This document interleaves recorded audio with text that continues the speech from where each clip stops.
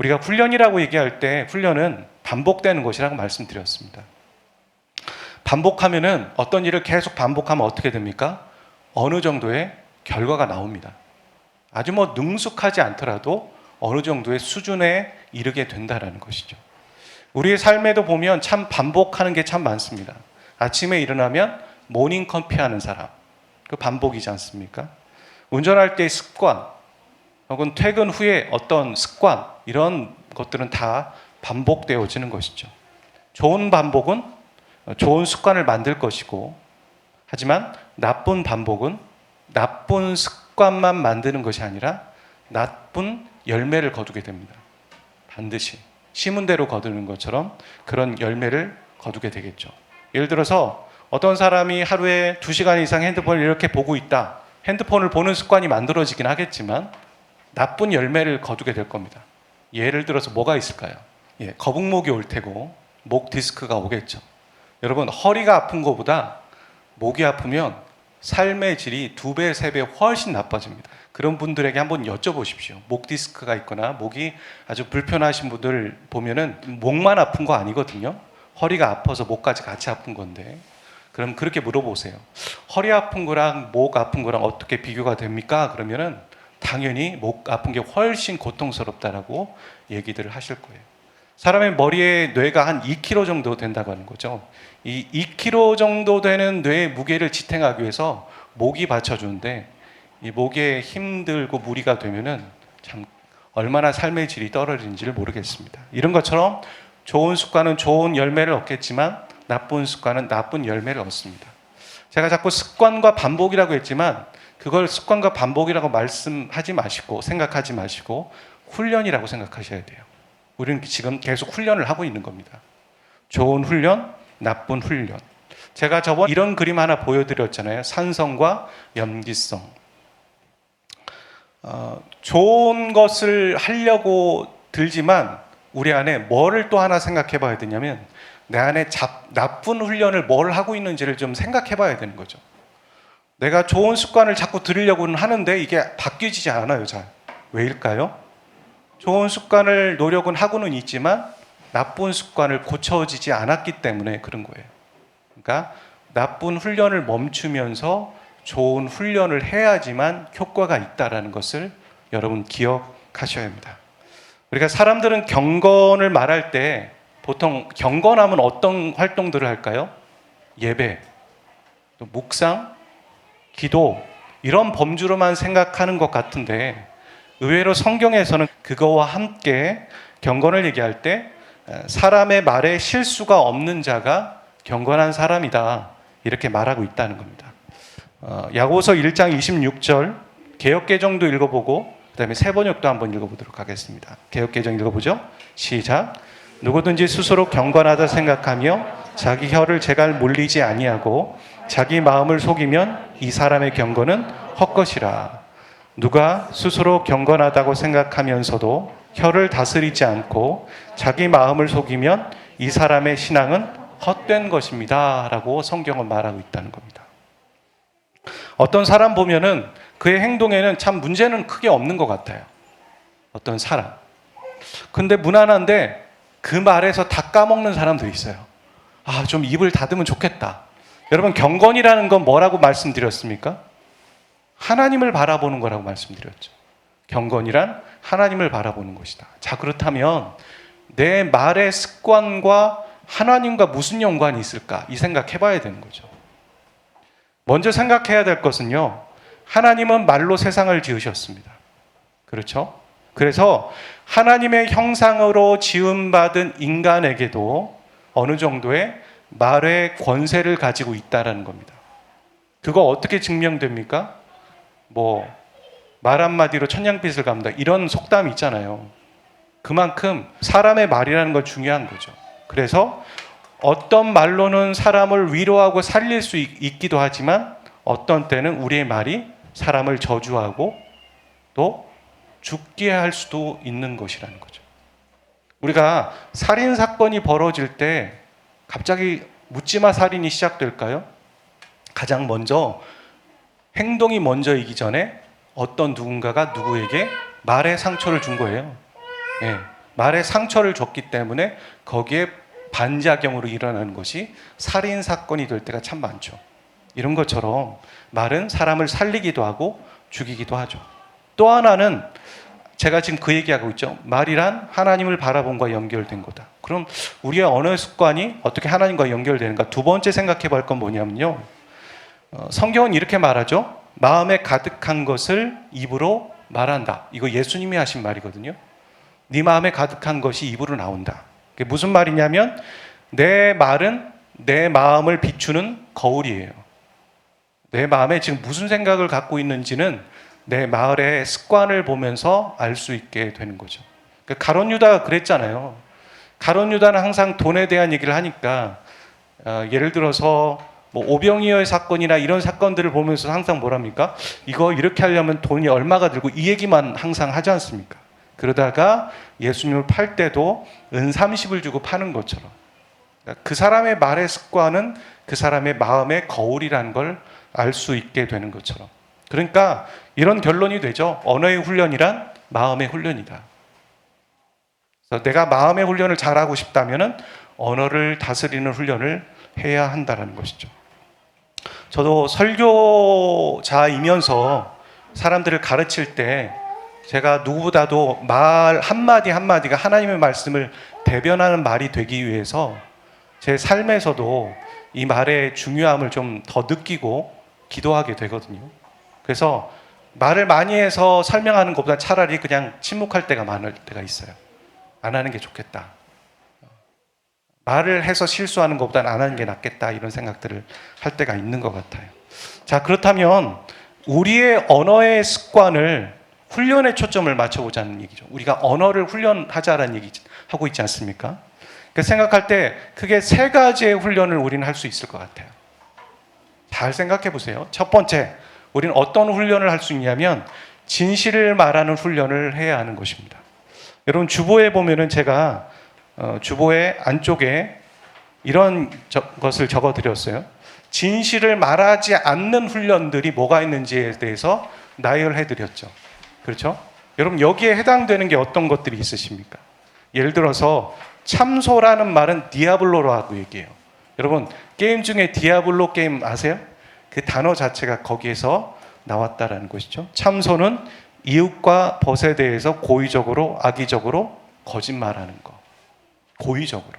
그게 중요하죠.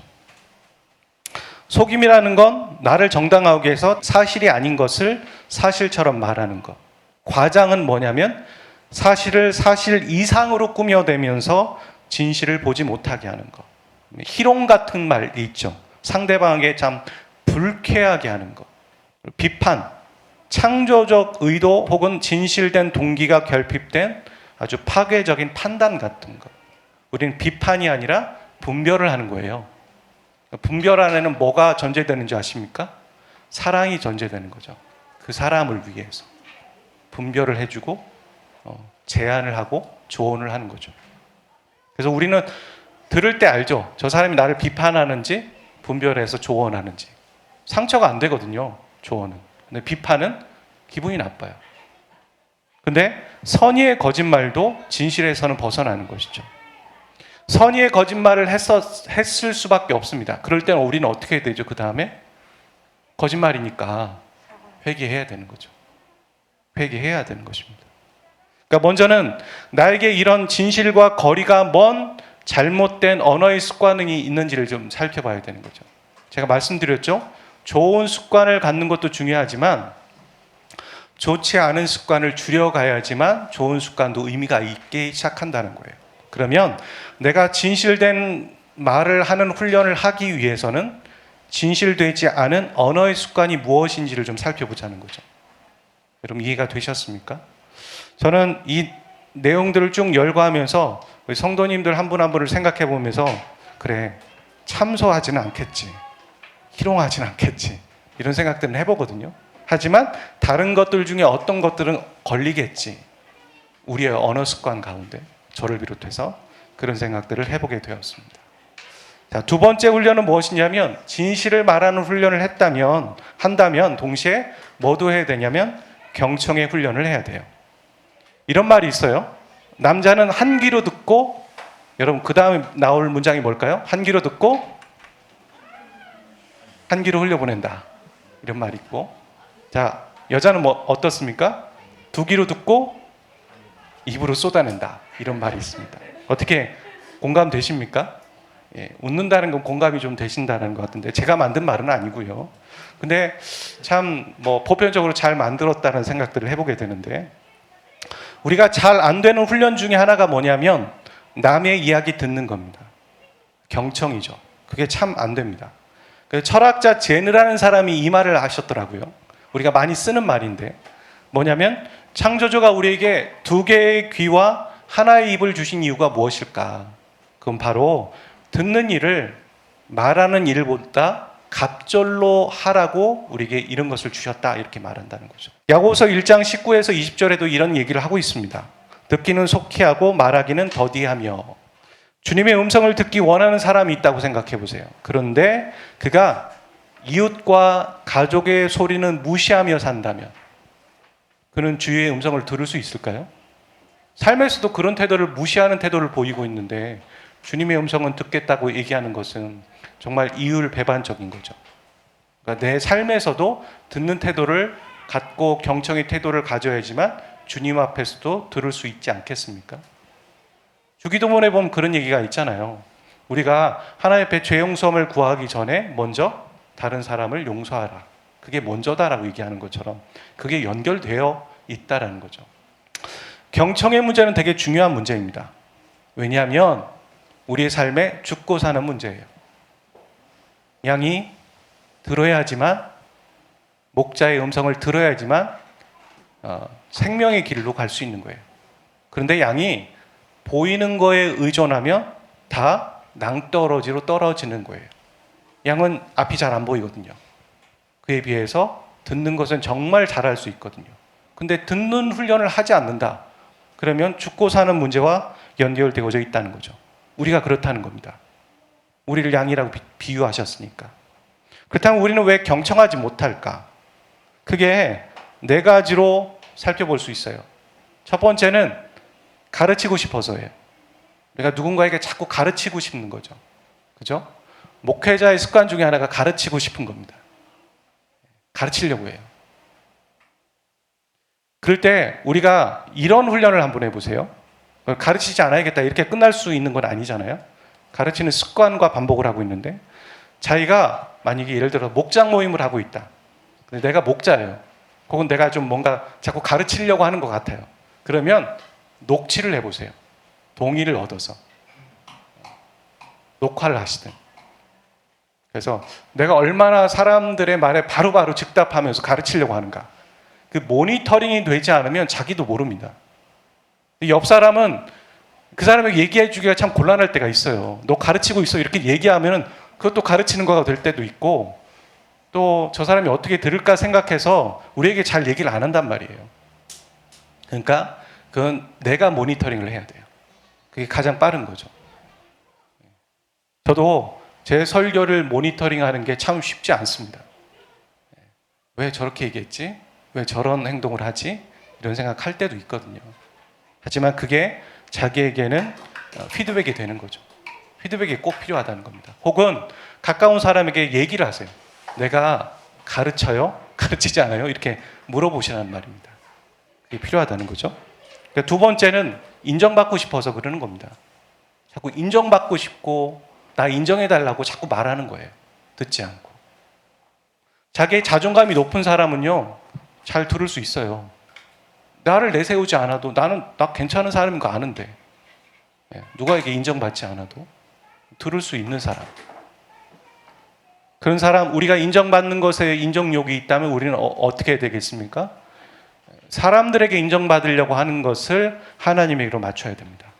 인간은 인정받아야지만 살 수 있는 건 맞아요. 부모가 자녀를 인정해주면 너 내 자녀야, 너 참 사랑스러워, 인정받는 거잖아요. 근데 그 인정받는 욕구를 어렸을 때 못 받았기 때문에 다른 데 내비치고 있는 거예요. 그 초점을 하나님께로 맞춰서 하나님의 인정으로, 하나님의 사랑으로 치유되고 회복되어져야 되죠. 세 번째는요, 비판을 받고 싶지 않아서입니다. 비판받고 싶은 사람이 누가 있겠습니까? 저도 비판받고 싶지 않고요. 저에게 쓴소리 하는 거 듣고 싶지 않아요. 그게 인간의 본성이에요. 그런데 그렇게 해야지만 자기의 성장에 도움이 된다는 겁니다. 제가 부사역자 시절에, 전도사 시절에 어떤 형제님이 저한테, 저보다 한 10년 나이가 많으신 분이세요. 막 이렇게 반말하시면서 유전사 그럼 되겠어? 뭐 이렇게 얘기를 하시면서 저한테 틀린 말이 아닌 얘기를 콕 집어서 얘기를 하시는 거예요. 너무 아팠어요. 아픈 걸 떠나서 기분이 나빴습니다. 그래서 어떻게 얼굴 표정이 어떻게 되는지 잘 모르겠지만 나중에 시간이 지나서 솔직한 얘기를 했어요. 나 좀 불편했다. 그리고 반말 안 해주시면 좋겠다. 이런 얘기도 하면서 편하게, 좋은 자리라서. 그러면서 그분과 친구가 됐습니다. 그분과 친구가 되면서 별의별 얘기를 다 듣는 거죠. 듣고 또 그것을 청취하고 좋은 관계가 됐거든요. 발전할 수 있는 계기가 되는 거죠. 그러니까 우리의 적이라고 하는 사람은 적이 아니에요. 하나님 우리에게 보내주신 의인입니다. 내가 못 보는 것을 그 사람이 보고 있는 거예요. 그럴 때 우리는 어떻게 되겠습니까? 당장에 불편하죠, 솔직히. 그것까지 우리가 어떻게 하라고 얘기를 안 드리겠어요, 저는 여러분에게. 그건 각자의 수준이 있는 거니까. 하지만 한 번 더 쉬어보시라는 거예요. 그렇지. 내가 성장하기 위해서는 저 사람 얘기를 들어야지. 저 사람 얘기를 들어보니까 다 맞는 말이네.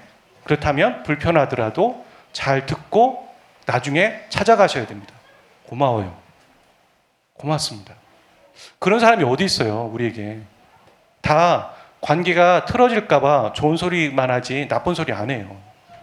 근데 누군가 나에게 그런 얘기를 했다는 애정이 있기 때문이에요. 그래서 오히려 고마워 하셔야 돼요. 고맙습니다. 그리고 그렇게 해야지만 내가 성장하는 겁니다. 나에게 좋은 소리만 해주는 사람만 내 주위에 있으면 난 성장하지 못해요. 그게 다 정답이고 나 잘하는 줄 알거든요. 그렇지 않다는 거죠. 마지막으로는 훈련이 안 돼서 그렇습니다. 경청하는 훈련, 자세가 되지 않기 때문입니다. 저도 개척 초기에 개척을 준비할 때 주위 사람들을 많이 만나면서 저 개척해요 이런 얘기를 했겠죠. 하러 가겠죠. 근데 그분들이 저 힘들어요 이 얘기를 먼저 하시더라고요. 그래서 저는 가서 들어드렸습니다. 이게 내가 해야 될 사역이구나. 그리고 내가 그분들한테 얘기하지 않아도 다른 사람을 통해 하나님 또 내 소식을 듣게 하시겠지 하면서 주로 들어드렸던 것 같아요. 듣는 시간은 참 힘들어요. 왜냐하면 그 사람의 눈을 봐야 되고 내가 당신의 얘기를 듣는다라는 것들을 표현해야 하기 때문에 집중해야 되거든요. 그리고 어떤 때는 계속 듣기만 하겠어요? 로봇처럼? 아니잖아요. 되받아쳐야죠. 그게 그런 거군요. 저 처음 알았어요. 되받아치려면 다 기억해야 돼요. 얼마나 에너지가 드는지 아십니까? 하지만 그게 자기의 성장이에요. 성장하려면 뭐가 따르겠습니까? 그래서 뭘까요? 고통이 따릅니다. 성장하려면 고통이 따르는 거예요. 고통 없는 성장은 거짓말입니다. 내 안에 고통이 따릅니까? 그럼 성장이 있는 거예요.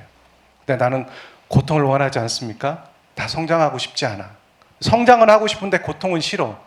이거 말도 안 되는 얘기라는 거죠. 세 번째 훈련은 침묵의 훈련입니다. 그래서 우리가 경청하지 못하는 것은 훈련이 안 됐기 때문이라고 말씀드렸잖아요. 근데 이 훈련이 어떤 훈련이 안 된 거냐면 침묵의 훈련이 안 됐기 때문에 경청의 훈련도 안 되는 거예요. 경청을 하려면 침묵해야 돼요. 내가 말을 하는 게 아니기 때문에. 그래서 순서는 이렇게 되는 거죠. 진실을 말하는 훈련과 그 다음에 침묵의 훈련이 있는 가운데에서 비로소 경청의 훈련을 할 수 있는 거예요. 침묵의 훈련. 말을 해야 할 때 말하지 않는 것을 뭐라고 합니까? 그거 비겁하다라고 얘기하잖아요. 말하지 않아야 할 때 말하는 것을 허영이라고 얘기할 수 있습니다. 허세. 여러분 어느 쪽에 가깝다고 생각하십니까? 저는 둘 다 가깝습니다. 둘 다 가깝습니다. 비겁할 때가 있고 허세 부릴 때 있습니다. 전도서 3장 1절부터 7절을 한번 읽어보죠. 제가 본문이 길어서 중간에 점점점 하고서 그냥 왔어요. 1절부터 7절이에요. 시작. 범사에 기한이 있고 천하 만사가 다 때가 있나니 날 때가 있고 죽을 때가 있으며 심을 때가 있고 심은 것을 뽑을 때가 있으며 죽을 때가 있고 치료할 때가 있으며 헐 때가 있고 세울 때가 있으며 울 때가 있고 웃을 때가 있으며 슬퍼할 때가 있고 춤출 때가 있으며 찢을 때가 있고 꿰맬 때가 있으며 잠잠할 때가 있고 말할 때가 있으며. 여러분 가운데 지금 울 때이세요? 울고 계세요? 슬퍼하고 계세요? 그러면 웃을 때가 오실 겁니다. 항상 울 때만 있지 않아요. 항상 슬퍼할 때만 있는 거 아니에요. 춤추는 날이 있어요. 하지만 여러분이 지금 춤추는 날을 보내고 계세요? 또 울 때가 있어요. 그래서 사람은 대비해야 돼요. 그리고 그걸 누리기도 해야 되는 거죠. 내가 지금 춤추고 있는 때지만 울 때가 올 것 같아서 이 춤출 때를 못 누리는 것도 어리석은 거예요. 그렇죠? 제대로 못 누리잖아요. 그게 아니라 춤출 때는 충분히 춤춰야 돼요. 누리다가 그러다가 울 때는 또 울고. 그게 가능한 거지. 우리가 열린 입이라고 계속 말하는 게 아니라 침묵하고 들어야 할 때가 분명히 있다라는 거죠. 들어야 할 때 들어야만 다음을 준비할 수 있어요. 사람과의 만남도 그래요. 들어야지만 그리고 다시 그것을 이해하고 그 사람에게 말할 수 있는 준비가 되는 거죠. 왜 즉답하는 사람, 답정녀 이런 사람 있잖아요. 막 이렇게 질문해, 그건 말이야 이렇게 이미 답이 정해져 있어. 막 말하고 싶어서 미치겠어. 그러면 안 되는 것이죠. 들어야지만 또한 배우는 겁니다. 그리고 들어야지만 또 집중할 수 있는 거예요. 여호수아 6장 10절에 보면은 이런 말씀이 있어요. 뭐냐면 이스라엘 백성들이 여리고성을 점령할 때 잘 알고 계시는 말씀일 거예요. 하나님이 이 여리고성을 돌라고 얘기하시죠. 그래서 여호수아가 백성에게 명하여 이르시되, 하나님이 여호수아에게 말씀하신 거죠 이미.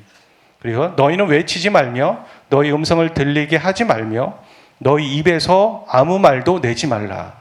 그러다가 내가 너에게 명령하여 외치라 하는 날에 외칠지니라. 이렇게 말하고 있다는 거죠. 어떤 사람이 이렇게 얘기했다고 해요. 돌면서 야 우리가 돌았다고 이 성을 도냐? 이렇게 얘기했다면 파토 나는 겁니다. 그냥 완전 부정적인 말들 때문에 그냥 기운 빠지는 거예요. 하나님은 뭐라고 얘기하시냐면 침묵해라. 아무 말도 하지 마. 그렇게 얘기하셨다는 거죠. 그리고 그 일이 완수되었을 때 소리를 쳐라 이렇게 말씀하셨습니다.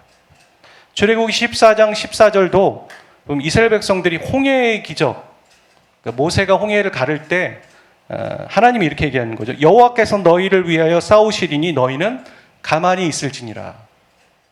가만히 있다는 게 가만히 있고 말만 하겠어요? 가만히 있다는 건 말도 하지 않는 거예요. 침묵해라. 하나님이 하실 것이다. 이 두 구절만 그런 건 아니지만 보면은 하나님이 어떤 일을 하실 때는 말해라 이렇게 얘기할 때도 있지만 반대로 침묵해라. 가만히 있어라. 멈춰. 하지마. 아무것도 하지마. 내가 할 테니까. 내가 하는 걸 봐. 이렇게 얘기하시는 거죠. 우리는 어느 쪽에 가깝습니까? 막 움직이고 말하는 게 먼저 쉽지 침묵하고 아무것도 안 하는 건 되게 어려운 거예요. 여백이 만들어지는 거. 내 삶에 여백이 만들어지는 거를 조차 힘들어하는 사람들도 있죠. 여백은 만들어야 돼요. 저는요, MBTI가 E인데요. E하고 I하고 그게 중요한 게 아니에요. 모두 다. 그럼 뭐 E는 I는 이런 예외가 있어요 성경에? 그런 얘기 없잖아요. 모두 다 멈춰라. 침묵해라. 그럴 때가 있다는 거죠. 그럼 그런 때를 찾고 또 그런 때에 멈추고 계시냐는 겁니다. 그렇지 못할 때가 많죠. 계속 쉴 새 없이 뭔가를 보고 계속 쉴 새 없이 뭔가를 듣고 청취하고 그러긴 해요. 청취하는 거 좋죠. 경청이니까. 근데 듣긴 하는데 뭐는 안 듣습니까? 하나님의 음성은 안 듣는 거예요. 그리고 하나님의 음성을 듣기 위한 채널을 맞추지는 않고 계속 유튜브를 통해 듣는 거예요. 계속 뭔가를 소비하고. 그게 소비죠. 생산적이진 않은 거예요. 계속 듣기는 하는데 그냥 머리가 너무 아프죠. 저도 그런 것 같아요. 설교 영상을 듣고 혹은 또 어떤 정보를 듣고 뉴스를 듣느라고 유튜브를 보잖아요. 라디오를 듣고. 근데 그러다 보면은 뭐가 있냐면 유튜브를 볼 때는 되게 단편적이에요. 보는 거니까. 그러다가 라디오를 들으면 상상을 하게 돼요. 이 사람이 누굴까? 공백이 있고 여백이 있을 때 왜 비지? 라디오는 그런 효과가 있다는 거예요. 그래서 여러분 뉴스를 들을 때도 유튜브보다는 라디오를 선택하시고 또 라디오보다는 침묵을 선택해 보세요. 저도 운전할 때 아무것도 안 듣고 운전하면서 묵상하는 걸 참 좋아하거든요. 그리고 생각이 많이 나요. 운전할 때. 그런데 어느 순간 제가 운전하면서 유튜브로 뉴스를 듣고 있는 걸 봤어요. 무슨 얘기냐면 내 삶에서 그 귀한 시간, 묵상하고 생각해야 될 시간들이 없어졌다는 걸 보고선 참 깜짝 놀랐어요. 야, 이런 거구나. 나도 모르게 되게 자연스럽지만 이렇게 들어오는 거구나. 그런 생각이 들었거든요. 그러니까 리차드 포스터가 얘기한 침묵의 시간, 그가 얘기한 7가지를 얘기하고 있는데 이걸 좀 소개해 보려고 해요. 리차드 포스터 하면은 뭐 되게 대표적인 책 중에 하나는 돈, 권력, 섹스 이 책이 있죠. 이분은 퀘이커 교도예요. 퀘이커는 17세기에 만들어진 기독교 교파 중에 하나죠. 뭐 많은 사람들에게 호응이 있고 보편적이지 않으니까 뭐 지금 퀘이커 교도가 많이 있지는 않겠지만 리차드 포스터가 제안하는 침묵의 시간은 7가지로 얘기를 했습니다. 그가 하고 있는 거죠. 이 퀘이커 교도가 잘하는 것 중에 하나가 뭔지 아세요? 침묵하는 거예요. 그래서 제가 지금 리차드 포스터의 침묵의 시간에 대한 얘기를 하는 거예요. 첫 번째는 아침에 일찍 일어나기. 근데 가족들이 깨기 전에 먼저 일어나서 침묵의 시간 갖는 거. 왜냐하면 가족들이 일어나면 침묵의 시간이 되지 않거든요. 막 말 걸어오고 또 말을 해야 되고 그럴 수밖에 없는 환경적인 게 있잖아요. 그러니까 좀 더 일찍 일어나 침묵의 시간을 갖는 거. 두 번째, 혼자 갖는 침묵의 커피 브레이크. 우리 여성분들, 남편분들 직장 보내고 혼자 커피 마시는 게 얼마나 큰 위로가 되는지 알고 있어요. 네. 제가 어떻게 알고 있냐면요. 제가 이제 가끔 이렇게 혼자 여행 떠날 때 커피숍에서 차 한잔 마시는 게 그게 그렇게 위로가 되더라고요. 네. 아무도 없고, 아무도 말 걸지 않고, 저도 말할 필요도 없을 때. 세 번째, 자동차 운전 중에 고요함을 갖는 거. 가져보시길 바랍니다. 뭐 자꾸 들으려고 하지 마시고요. 얼마나 정보를 듣겠어요. 그러지 않아도요. 그냥 포털 사이트에 있는 뉴스 한 번 딱 그 한 면만 한 줄만 읽어도 다 이해가 돼요. 예, 다 이해하지 않아도. 요즘에는 저는 뉴스를 좀 가급적이면 여러분 줄이셔야 된다고 생각하는 게 정보만 듣는 게 아니라 여러분 안에 상처와 스트레스를 받을 수도 있다라는 생각이 들어요. 줄일 필요도 있다라는 생각들을 해보게 됩니다. 네 번째는 잠자리 들기 전, 바로 전에 산책하라는 건 아니고 자기 전에 뭐 몇 시간 전에 산책하는 거. 저 이거 요즘에는 잘 하진 않지만 혼자 찬양 들으면서 걷고 사람들을 보면서 어두운 데서 이렇게 산책할 때 참 좋거든요. 혼자의 시간을 갖는 거. 많은 생각들을 하게 되는데 다섯 번째는 여러분 밤 하늘의 별 보기. 의외로 우리 별 안 봅니다. 그죠? 우리가 언제 하늘을 보는 줄 아세요? 네, 누울 때, 그러니까 잠잘 때, 병원에 입원했을 때. 하나님이 강제로 병원에 입원시키기 전에 우리 하늘을 봐야 돼요. 하늘을 보면 하나님이 계시지. 하나님이 창조주이시지. 그런 여유들을 좀 가져보시길 바랍니다. 앞에만 보지 마시고. 여섯 번째는 가족들과의 약속에 의한 침묵의 시간. 무슨 얘기냐면 나한테 말 걸지 말아주세요. 얼마부터 얼마까지. 나 기도의 시간이니까 혹은 침묵의 시간이니까.